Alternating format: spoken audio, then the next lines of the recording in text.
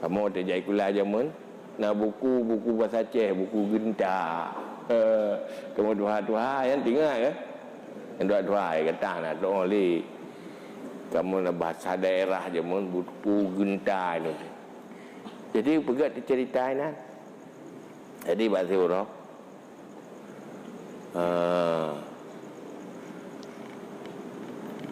Bui merupakan pelindung.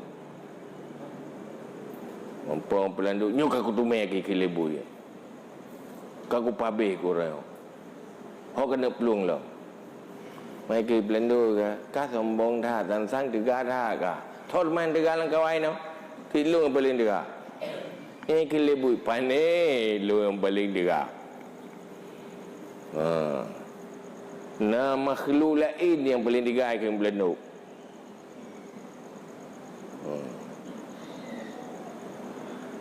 Jadi siapa paling tiga?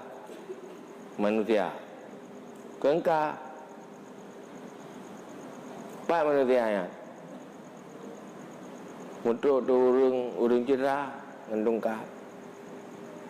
Ha je. Mau urang cerah baik tu gom lebu tu gaga ngaju yang gaga kan lia kelong.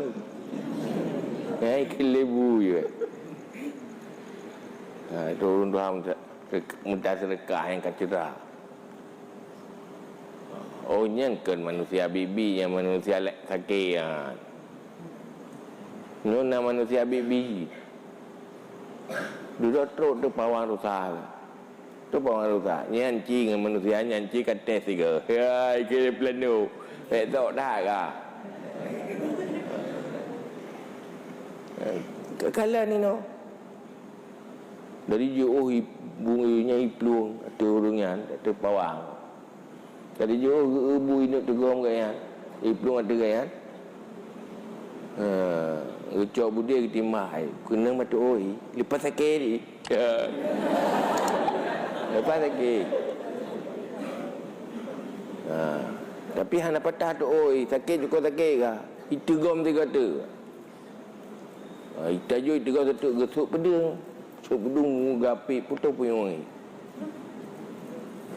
Pai bak punyong kena. Duduk putus punyong yang hatili oi pelung. Ha, pegah pelanduknya aku betih wakah. Yang aku akui manusia. Kiban cerita, pane nak buat telefon ku dah jauh. Ya, telefon ku dah jauh pun dari jauh. Itu nya aku ngan jarau itu nya ro kan jarau itu biar pui ya. Apa lagi tu na pui lan jarau i.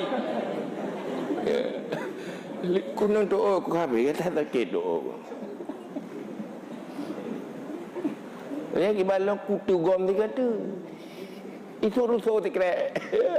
Itu rusuh rupanya pendirang itu. Bukan rusuh itu tikre. Ia api putus punya orang aku.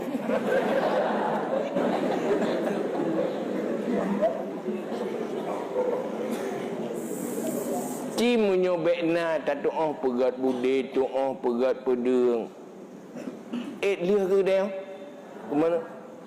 Pakan tak doa nyan? Nakai. Nah, nakai apa? Ini lebih manusia. Lebih manusia.